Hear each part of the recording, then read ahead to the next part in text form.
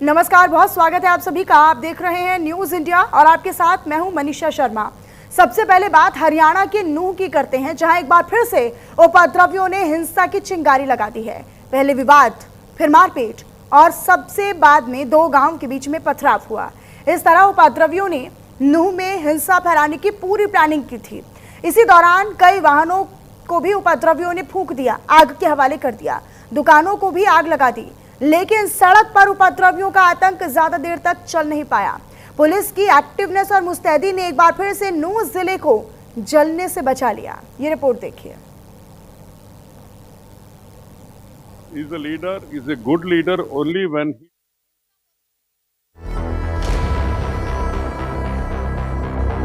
Parking पर विवाद, नूंह में फिर फसाद।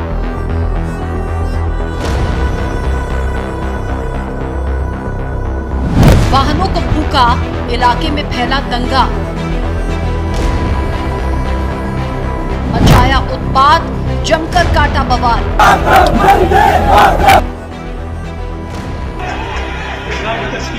पार्किंग को लेकर शुरू हुए मामूली विवाद ने एक बार फिर से नूंह को हिंसा की आग में झोंक दिया। पार्किंग से शुरू हुआ विवाद देखते ही देखते मारपीट में बदला और उसके बाद पूरे मामले ने हिंसा का रूप ले लिया।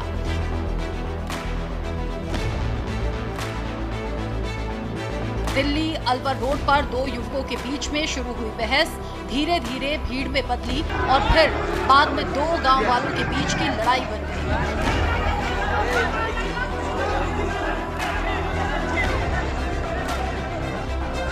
इस तरह पार्किंग को लेकर शुरू हुए विवाद ने कुछ ही घंटों में विकराल रूप धारण कर लिया।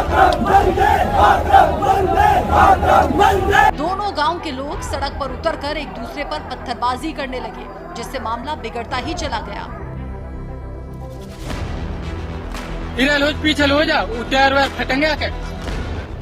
कैसे हुई हिंसा? पार्किंग को लेकर दो युवकों में विवाद हुआ। विवाद के दौरान एक युवक ने दूसरे युवक के सिर पर बोतल मार दी, जिससे युवक के सिर से खून बहने लगा। मारपीट के दौरान दोनों पक्षों ने फोन कर कुछ लोगों को वहां बुला लिया। दोनों पक्षों के बीच जमकर पत्थरबाजी हुई। लोगों ने छतों पर खड़े होकर पत्थर बरसाए। उपद्रवियों ने सड़क पर लाठी डंडों से मारपीट की। 10 से ज्यादा लोगों को गंभीर चोट आई। 40 से ज्यादा लोग हिंसा में जख्मी हुए। हिंसा के इस घटनाक्रम में न सिर्फ सड़क पर जबरदस्त बवाल हुआ, बल्कि संपत्तियों को भी नुकसान पहुंचा। हमारे यहीं तक ना आ जाए आग। कई दुकानों और वाहनों को आग के हवाले कर दिया, जिससे इलाके में डर और अराजकता फैल गई। इस हिंसा ने नूंह के शांति और सौहार्द को एक बार फिर से चुनौती दी है।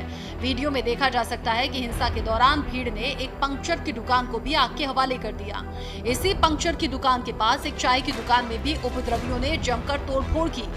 हिंसा के दौरान सड़क पर खड़े एक ट्रक को भी भीड़ ने निशाना बनाया। लोगों ने ट्रक में भी जमकर तोड़फोड़ की।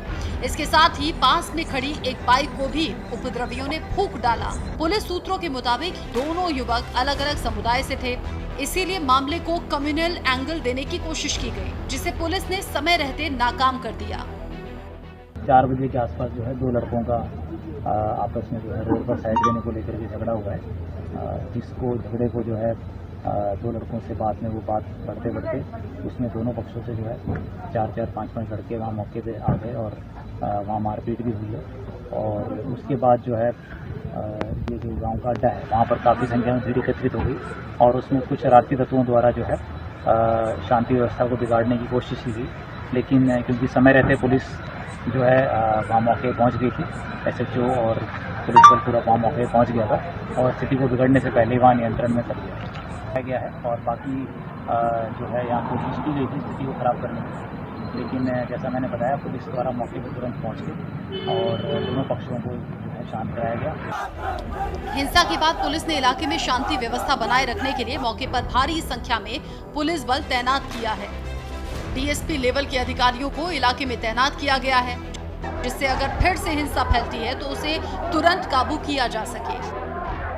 मुंडाका गांव है, इसमें हुआ है और अब तक जो है इसमें इस प्रकार की कोई भी दोनों पक्षों की जो है झगड़ा जो हुआ था उसको तुरंत उस पर काबू कर लिया गया है और किसी प्रकार की दंगे की या इस प्रकार की कोई अफवाह जो है यहाँ पर अभी नहीं चल रही है और ना इस प्रकार की कोई अफवाह को हमें यहाँ पर चलने देंगे। और मैं आपके माध्यम से भी सबको अपील करूँगा कि स्थिति जो है पूरी तरह नियंत्रण में है और दोनों पक्षों को जो है समझा बुझाकर स्थिति को संभाल लिया गया था मौके पर और भारी पुलिस बल तैनात कर दिया गया है यहाँ पर जहाँ झगड़ा हुआ वहाँ पर भी और जो गांव है वहाँ पर। अभी जो है मौके पर 2 पुलिस कंपनी यहाँ पुलिस तैनात कर दी गई है और जैसा आप देख रहे हैं तो डीएसपी स्तर के अधिकारी भी यहाँ मौके पर हाजिर हैं और अभी जो है इस मामले में लगातार पुलिस द्वारा जो कानूनी कार्रवाई की है। अब पुलिस ने विवाद को हिंसा का रूप देने वालों के खिलाफ एक्शन लेना शुरू कर दिया।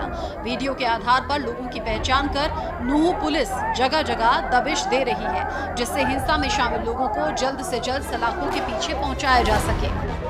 द्वारा इस हिंसा को उकसावा देने के लिए प्रयास किया गया था या शुरू में जो मारपीट की गई है उन लड़कों को राउंड अप करने के लिए पुलिस द्वारा लगातार की जा रही है और अब तक 2 संदिग्ध जिनके नाम इस मामले में सामने आए उनको पुलिस द्वारा जो है राउंड अप किया जी। अभी जो है इसमें जो लोग घायल हुए हैं उनके द्वारा जो है पुलिस को शिकायत दी जा रही है, जिस पर तुरंत FIR दर्ज करके आगामी कानूनी कार्रवाई की।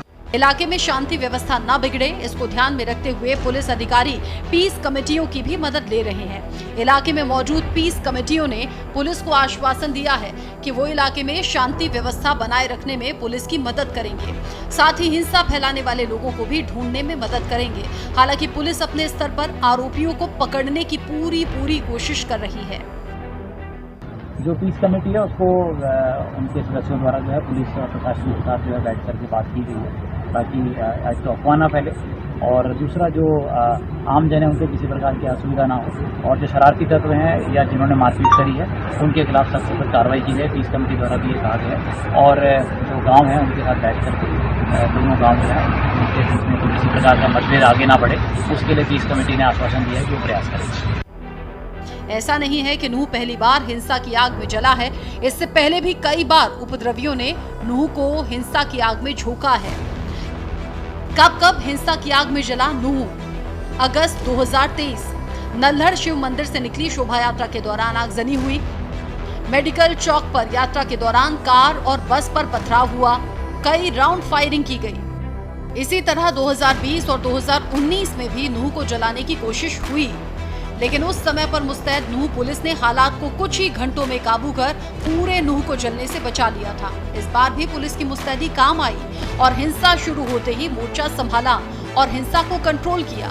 ऐसे में देखने वाली बात ये होगी कि अब हिंसा फैलाने वाले आरोपियों को पुलिस कब तक सलाखों के पीछे पहुंचा पाती है। न्यूज़ इंडिया के लिए संजीव कुमार की रिपोर्ट।